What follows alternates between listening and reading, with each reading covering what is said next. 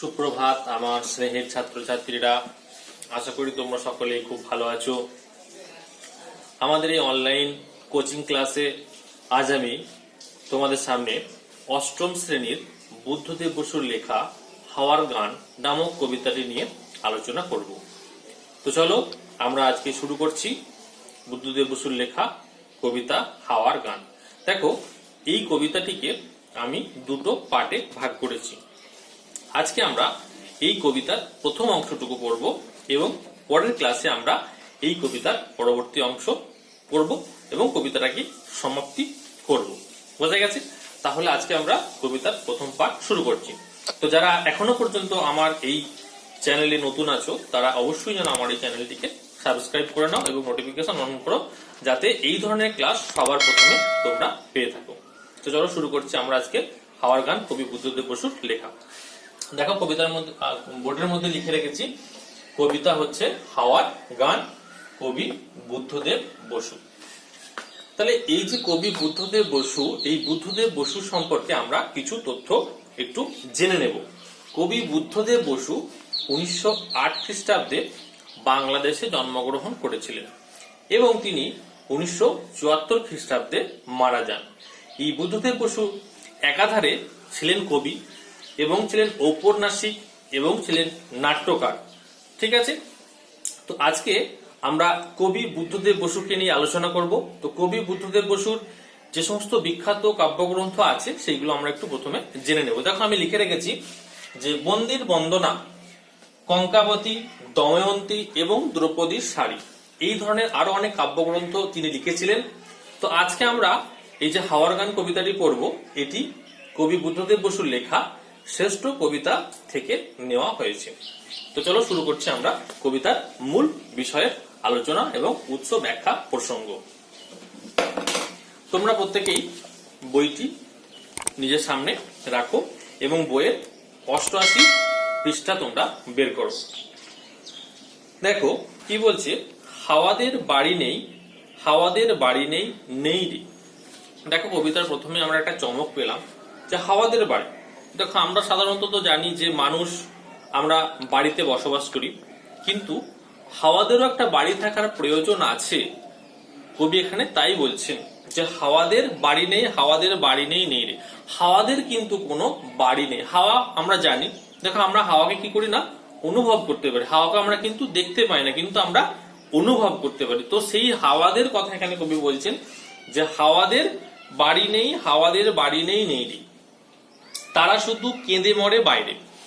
দেখো, হাওয়া শুধুমাত্র বাইরে বাইরে ঘুরে বেড়ায় এবং তাদের এই বাড়ি না থাকার জন্য তারা কি করে না, তারা নীরবে কাঁদতে থাকে।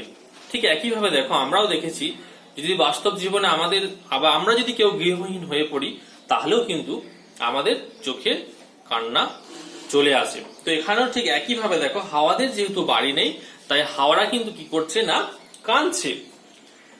সারাদিন রাত্রির বুক চাপা কান্নায় নিঃশ্বাস বয়ে যায় উত্তাল অস্থির। সারা দিন রাত্রির বুক চাপা কান্নায়, অর্থাৎ সেই সকাল থেকে রাত্রি পর্যন্ত এই যে সমগ্র দিন, এই সমগ্র দিন কিন্তু কি হচ্ছে না, হাওয়ারা কেঁদে বেড়াচ্ছে। কেন কেঁদে বেড়াচ্ছে না, তাদের নিজস্ব কোনো থাকার জায়গা নেই, নিজস্ব কোনো থাকার বাসস্থান নেই, সেই জন্যই তারা কাঁদছে। কিন্তু দেখো, এই কান্না তাদের বুক চাপা, অর্থাৎ এই কান্না কিন্তু প্রকাশ করতে তারা পারছে না, কাউকে তারা বোঝাতে পারছে না। তাদের অন্তরের যে ব্যথা বেদনা, সেই ব্যথা বেদনা কিন্তু তারা বুক চেপে সহ্য করে যাচ্ছে।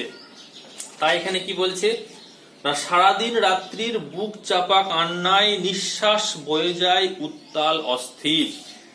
তাহলে দেখো, আমরা নিত্যদিন যেভাবে নিঃশ্বাস প্রশ্বাস নিচ্ছি, সেই নিঃশ্বাস প্রশ্বাসের মধ্যেও কিন্তু হাওয়ার উপস্থিতি আছে। কি বলছে, নিঃশ্বাস বয়ে যায় উত্তাল অস্থির, তারা মাঝে মাঝে উত্তাল হয়ে উঠছে এবং অস্থির হয়ে উঠছে। সে কোথায়, সে কোথায় হায় রে, বলছে সে কোথায়, অর্থাৎ তাদের বাড়ি কোথায়, তারা আক্ষেপ করছে। হায় রে, তারা কি করছে না, আক্ষেপ করছে। তারা ভাবছে যে আমরা সব জায়গাতেই আমাদের উজ্জ্বল উপস্থিতি, কিন্তু দুঃখের কথা এটাই যে আমাদের কিন্তু কোনো বাসস্থান নেই।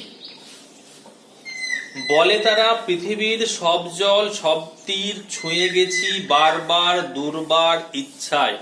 বলে তারা, এখানে কারা বলে? না ওই যে বললাম হাওয়া বাতাস, সে হাওয়া বা বাতাসই বলছে। কি বলছে?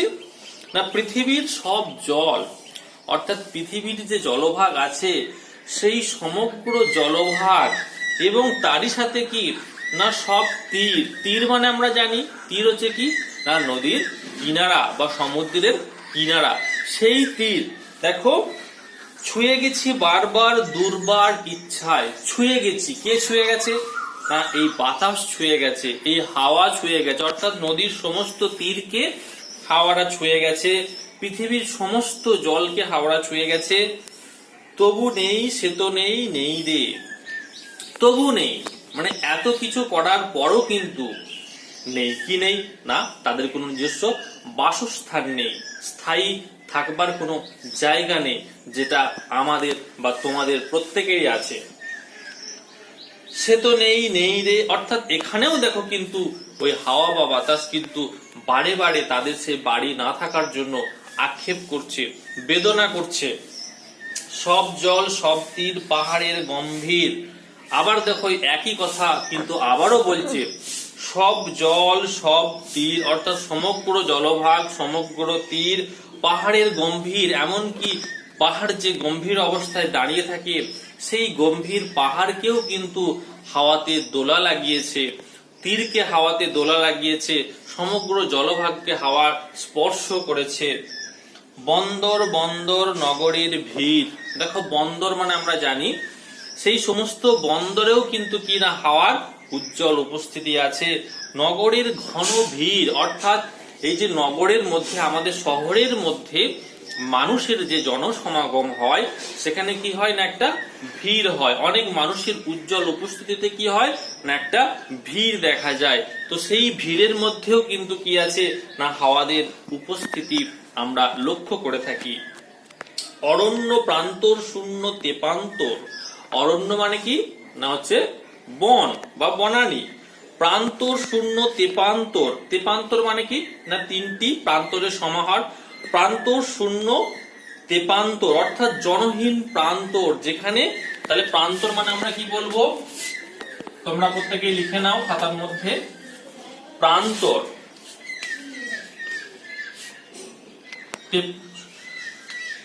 তেপান্তর। তেপান্তর মানে হচ্ছে, তেপান্তর শব্দের অর্থ হচ্ছে জনহীন প্রান্তর, অর্থাৎ যেখানে মানুষের উপস্থিতি আমরা লক্ষ্য করি না। তো সেই জনহীন প্রান্তরের কথা এখানে বলেছে যে অরণ্যে ঘুরেছে প্রান্তর শূন্য তেপান্তর। প্রান্তর শূন্য মানে হচ্ছে যেখানে কোনো মানুষ নেই। আবার তেপান্তর মানে কি বললাম না তিনটি প্রান্তরের সমাহার, তাকে আমরা কি বলবো না তেপান্তর। সব পথে ঘুরেছি বৃথাই রে, অর্থাৎ আমরা সব জায়গাতেই গেছি কিন্তু কোনো জায়গাতেই আমরা আমাদের নিজস্ব যে বাসভূমি বা থাকার যে জায়গা সেই জায়গাকে কিন্তু আমরা কখনো খুঁজে পাইনি। তাই এখানে বলছে যে অরণ্য প্রান্তর শূন্য তেপান্তর, সব পথে ঘুরেছি বৃথাই রে, অর্থাৎ এত জায়গায় ঘুরে বেড়ানোটা আমাদের কি গেছে না বৃথা গেছে। কেন বৃথা গেছে না এত কিছু জায়গায় তারা বাসস্থানের খোঁজ করেছে, এত কিছু জায়গা তারা নিজস্ব থাকার জায়গার খোঁজ করেছে, কিন্তু সমস্ত খোঁজাই হচ্ছে তাদের বৃথা গেছে, কোনো ফল হয়নি। পার্কের বেঞ্চিতে ঝরা পাতা ঝরঝর। পার্কের বেঞ্চি মানে কি তোমরা নিশ্চয়ই কোনো পার্কে গেছো, দেখবে সেই পার্কে ছোট ছোট বেঞ্চি করে রাখা থাকে। সেই বেঞ্চি কি জন্য করে রাখা থাকে না পার্কে যারা ঘুরতে আসে বা পার্কে যারা বেড়াতে আসে তারা অল্প কিছুক্ষণের জন্য সেই বেঞ্চিতে বসে আশ্রয় নেয়। এখানে কিন্তু সেই বেঞ্চির কথাই বলা হয়েছে পার্কের বেঞ্চিতে ঝরা পাতা ঝরঝর, এবং সেখানে কি হচ্ছে না ঝরঝর করে পাতা ঝরে পড়ছে কার উপরে না সেই পার্কের বেঞ্চির উপরে। সারশীতে কেঁপে ওঠা দেওয়ালের পঞ্জর। সার্সি মানে কি না জানালা, সার্সিতে কেঁপে ওঠা দেওয়ালের পঞ্জর। পঞ্জর মানে কি না পাঁজর।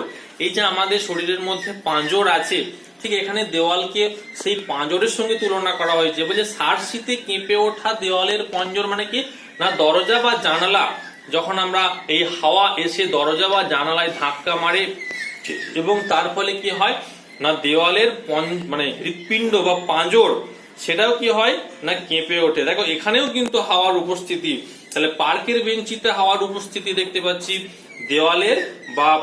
দেওয়ালের পঞ্জরের মধ্যেও কিন্তু আমরা হাওয়ার উপস্থিতি লক্ষ্য করছি। চিমনির নিঃসনে, চিমনি তোমরা জানো যে কলকারখানার ধোঁয়া নির্গত হওয়ার জন্য যে একটা পাইপ রাখা থাকে সেটাকেই বলা হচ্ছে কি না চিমনি। চিমনির নিঃসনে মানে কি শব্দে, নিঃসনে মানে হচ্ছে শব্দে, তাহলে নিঃসনে মানে কি না শব্দে। তোমরা প্রত্যেকে লিখে নাও নিঃসনে।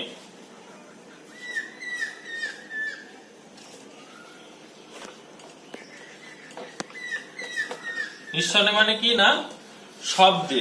এখানে দেখো কি বলেছে যে চিমনির নিঃসনে মানে চিমনির সেই শব্দে, কাননের ক্রন্দনে, কানন মানে কি না বাগান, বাগানের কি ক্রন্দনে সেখানেও কি আছে না এই হাওয়ার উপস্থিতি আছে। তার কথা কেবলই শোধাই রে, অর্থাৎ কাদের কথা শোধায় না সেই সমস্ত বাগানের কথা, সেই সমস্ত চিমনির কথা। এর মধ্য দিয়ে কি হচ্ছে না হাওয়ার বাসস্থানের কথাই কিন্তু বারবার সে জানতে চাইছে। তেমনি মিষ্টি ছেলে দোলনায় ঘুম যায়, আবছায়া কার্পেট কুকুরের তন্দ্রায়, ঘরে ঘরে জ্বলে যায় স্বপ্নের মৃদু মোম। দেখো এখানে খুব সুন্দর একটা বক্তব্য কবি পরিবেশন করেছে। কি বলছে না তেমনি মিষ্টি ছেলে দোলনায় ঘুম যায়। দেখো এই অংশের মধ্য দিয়ে কবি দেখাতে চেয়েছেন যে কোন একটি বাড়িতে একটি সুন্দর ফুটফুটে শিশু, যার মনে কিন্তু কোনো চিন্তা নেই ভাবনা নেই, সে কিন্তু কি করছে না আরাম করে সেই দোলনার মধ্যে নিদ্রা যাচ্ছে। তেমনি মিষ্টি ছেলে দোলনায় ঘুম যায়, আবছায়া কার্পেট কুকুরের তন্দ্রায়, ঘরে ঘরে জ্বলে যায় স্বপ্নের মৃদু মোম। দেখো ধনী ব্যক্তির যে বাড়ি, সেই বাড়ির মধ্যে বিভিন্ন ধরনের আলোর কি না আমরা উপস্থিতি লক্ষ্য করে থাকি। এখানে কবি বলছে যে তেমন একটি বাড়ি, যে বাড়িতে শিশুরা কি না স্বাধীনভাবে কোনো চিন্তা না করে একটা ঘুমানোর একটা অবকাশ পাচ্ছে। এবং এটাও দেখো সেই বাড়ির মধ্যেও কিন্তু একটা প্রাণী অর্থাৎ কুকুরও কিন্তু খুব সহজে স্থান পেয়ে গেছে বা ঠাঁই পেয়ে গেছে বা নিজের বাসস্থান পেয়ে গেছে। এবং সেখানে আলোর এমনই ঝলমলানি যে সেই যে কার্পেট, বড় লোকের বাড়ির মধ্যে যে উজ্জ্বল কার্পেট বেছানো থাকে, সেই কার্পেটের মধ্যে কুকুর শুয়ে আছে এবং তার উপরে কি না সেই স্বপ্নের আলো জ্বলছে। আলোটা আজকে হাওয়ার কাছে স্বপ্নের মতো, সেই স্বপ্নের আলো জ্বলছে এবং সেই স্বপ্নের আলোর ছায়ায় কুকুরের আবছা উপস্থিতি কে লক্ষ্য করছে না হাওয়া লক্ষ্য করতে পারছে। অর্থাৎ হাওয়ার মনের মধ্যে এই প্রশ্নটাই জাগছে যে দেখো একটা বন্য প্রাণী কিন্তু একটা বাসস্থান পেয়ে গেছে, কিন্তু আজ পর্যন্ত আমরা কোনো বাসস্থান পেলাম না। সেই শুধু নিয়েছে বিদায় রে, অর্থাৎ দেখো এখানে সবাই আছে, কেবলমাত্র হাওয়াকে বিদায় নিতে হয়েছে। কোথা থেকে না ওই রাজপ্রাসাদ থেকে, ওই বাড়ি থেকে সবাই আছে কিন্তু হাওয়া নেই। আধারে জাহাজ চলে, মাস্তুলে জলে দ্বীপ।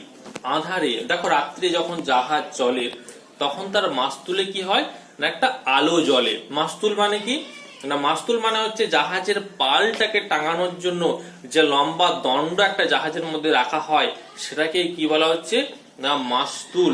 তাই বলছে জাহাজের মাস্তুলে কি হচ্ছে দ্বীপ জ্বলছে, অর্থাৎ আলো জ্বলছে। রাত্রের বেলায় জাহাজের মাস্তুলে দ্বীপ জ্বালানো হয় কেন না দূর থেকে অন্য জাহাজ যাতে এই জাহাজের উপস্থিতি বুঝতে পারে, সেই জন্য এই জাহাজের মাস্তুলে দ্বীপ জ্বালানো হয়। তাই কি বলছে আধারে জাহাজ চলে, মাস্তুলে জলে দ্বীপ, অর্থাৎ জাহাজটা কিন্তু আধারে যাচ্ছে কিন্তু দীপশিখাটার উজ্জ্বল উপস্থিতি জাহাজের উপস্থিতিকে বুঝিয়ে দিচ্ছে। যাত্রীরা সিনেমায়, অর্থাৎ সেই জাহাজের মধ্যে যে সমস্ত যাত্রী আছে তারা কেউ সিনেমা দেখছে, কেউ নাচে গান গায়, কেউ বা নাচ করছে, কেউ গান করছে। কিন্তু দেখো জাহাজের যে ক্যাপ্টেন আছে বা জাহাজের যে নাবিক আছে সে কিন্তু নির্বিকার চিত্তে বসে বসে এই জাহাজকে কিন্তু সেই লক্ষ্যে নিয়ে যাচ্ছে। আমরা তরঙ্গের বুকে হানি প্রশ্নের অবিরাম নর্তন। আমরা আমরা মানে এখানে কার কথা বলা হয়েছে? না, হাওয়ার কথা বলা হয়েছে।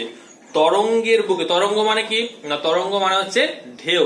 এই যে যখন নদীতে বা সমুদ্রে যখন নৌকা বা জাহাজ চলে তখন যে ঢেউ আসে সেই ঢেউয়ের কথা এখানে বলা হয়েছে। আমরা তরঙ্গের বুকে হানি প্রশ্নের অবিরাম নর্তন। নর্তন মানে কি না, নাচ। তাহলে কে প্রশ্ন করছে অবিরাম, বারবার কে প্রশ্ন করছে? না, হাওয়া প্রশ্ন করছে।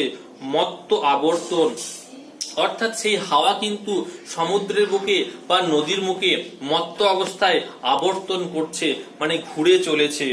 সে কোথায়, সে কোথায়, হায় রে। কিন্তু দেখো এত কিছু সত্ত্বেও কিন্তু হাওয়াদের কিন্তু নির্দিষ্ট কোনো বাসস্থান নেই, নির্দিষ্ট কোনো থাকবার জায়গা নেই। দেখো আজকে আমরা এই যে অংশটুকু পড়লাম, এই কবিতার একটা অন্তর্নিহিত অর্থ আছে। সেটা হচ্ছে দেখো যে এই যে আমাদের সমাজে আমরা বসবাস করছি, সেই সমাজে এমন কিছু মানুষ, সর্বহারা মানুষ আছে যারা নিঃস্ব, যারা দরিদ্র, যাদের কিছুই নেই, তারা কিন্তু থাকবার কোনো বাসস্থান খুঁজে পায় না। তারা এই জায়গা থেকে ও জায়গায় শুধু ঘুরে বেড়ায় একটু আশ্রয়ের জন্য, কিন্তু তাদের চিরস্থায়ী কোনো বাসস্থান মেলে না। কবি যেন এখানে সেই বক্তব্যকেই পরিস্ফুট করতে চেয়েছেন এই কবিতার মধ্য দিয়ে। তাহলে আজকে আমরা কবিতার প্রথম অংশটুকু পড়লাম, আগামী দিনে আমরা এই কবিতাটি শেষ করব। তোমরা খুব ভালো থেকো, সুস্থ থাকো, বাড়িতে থাকো।